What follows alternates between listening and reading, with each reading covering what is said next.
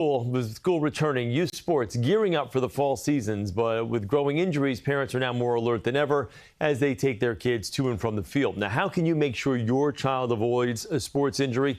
Joining us now, Dr. Eric Small, Associate Professor of Pediatrics and Orthopedics at Mount Sinai. Doc, good to have you with us. Good morning. Great to be here. Hey, so let's talk about some of the most common sports injuries kids get when playing sports, in your estimation. Well, right now, fall sports are starting, football and soccer. So one of the most devastating and concerning injuries is a sports concussion. So parents need to know about how we define a sports concussion, what to do about it, and how to prevent it. How common are they? And I think some people will think, oh, the contact sports like football, you're probably going to need.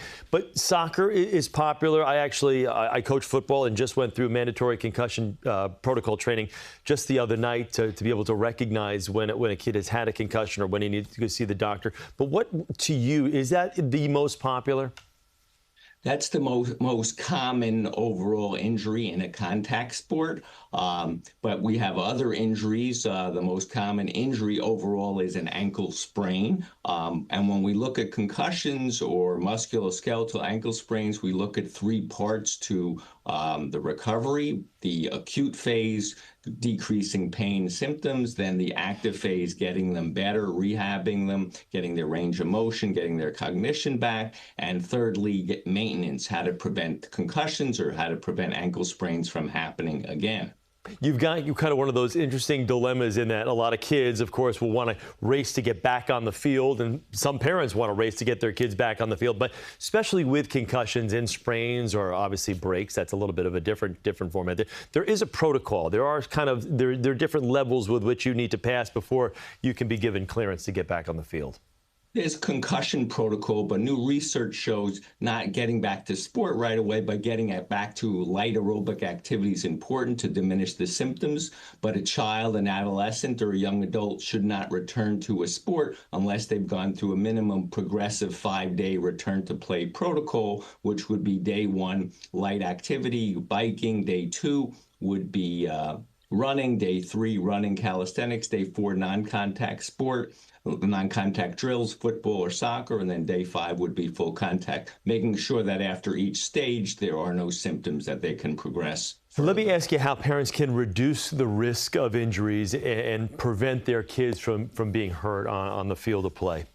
Okay, so first we can start with the concussion, prevention of concussion, new research in that strengthening the neck exercise, strengthening the neck and upper back muscles, doing balance training are important prevention for concussion. In terms of ankle sprains or lower extremity injuries, improving one's balance, strength, range of motion. Those are critical for preventing injuries. You know, it's funny. It's one of the things that I did learn the other night because we'd have an orthopedist that was with us as well, not only a brain doctor, but also talking about the fact that you don't necessarily, for concussion, it doesn't need to be like head-to-head contact or the head hitting the ground. It could be kind of a whiplash, a neck injury, which could also cause a concussion. So you really you've got to watch everything with the athlete.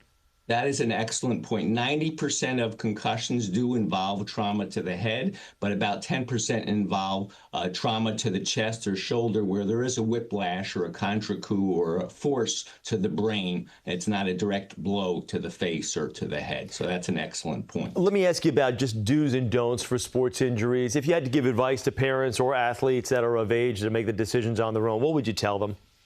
The biggest thing is when in doubt, rest for a few minutes, reassess the situation. That don't leave injuries or pain lingering for weeks or months, and getting the proper diagnosis, when to visit with the physician, when to go to urgent care or the emergency department are critical issues for prevention.